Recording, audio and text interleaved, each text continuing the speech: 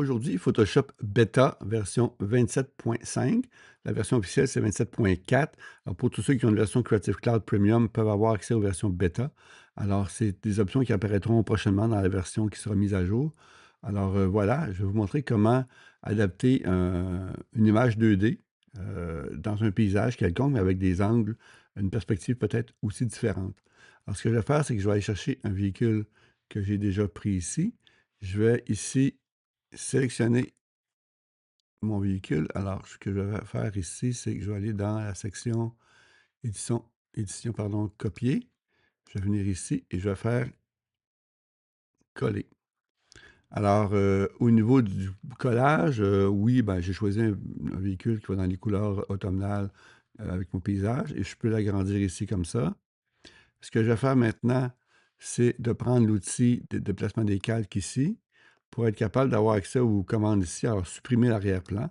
Donc là, il va y avoir un petit délai parce qu'il va aussi supprimer l'ombre normalement. Et voilà.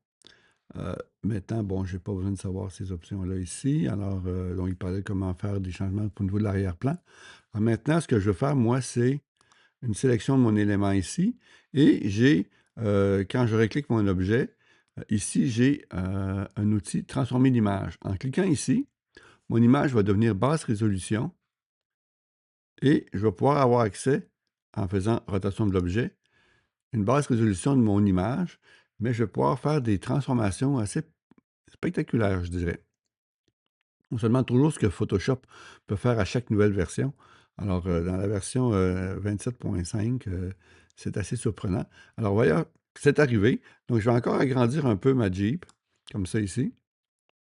Et ce que je vais faire, c'est que maintenant, je vais donner un axe différent, mais je vais aussi pouvoir aller chercher l'autre côté de ma Jeep. Alors, j'avais une image 2D. Il me transforme mon image en 3D. Maintenant, je vais pivoter dans un sens et aussi donner ce sens-là pour avoir une certaine logique de perspective dans mon paysage, comme ceci. Peut-être un peu plus grand. Et perspective aussi possible par rapport à la prise de vue, si c'est téléobjectif ou grand angle. Alors, mettons que pour moi, ça me satisfait.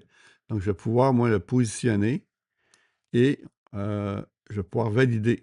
Alors là, l'image qui est présentement en basse résolution va se présenter en euh, résolution normale, comme on a importé l'image. Donc là, il y a un petit délai d'amélioration de l'image pivotée.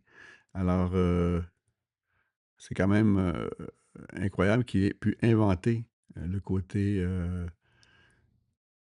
non visible, en fait, du véhicule.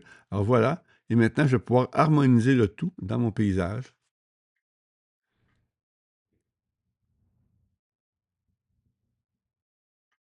J'aurais peut-être pu agrandir un peu plus, mais bon, c'est juste pour vous montrer un peu le concept que vous pourrez aussi essayer. Et là, ben, un peu comme l'IA génératif, il va me présenter 3 options, 3 variantes. Alors, pour que je puisse choisir la mieux intégrée selon mes propres critères. Alors, c'est presque terminé. Et voilà. Alors ça, c'est le premier choix. Second choix. Ah, ça, c'est plus intéressant. Troisième choix. J'irai avec ça ici. Alors, ici, on remarque que j'aurais peut-être pu rendre transparent la route, mais ce sera un petit travail supplémentaire.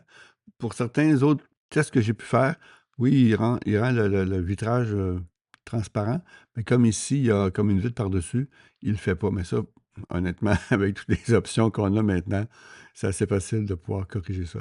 Alors voilà, c'est à votre tour d'essayer de pouvoir faire des modifications d'une image 2D en 3D et un repositionnement dans l'image. À votre tour d'essayer.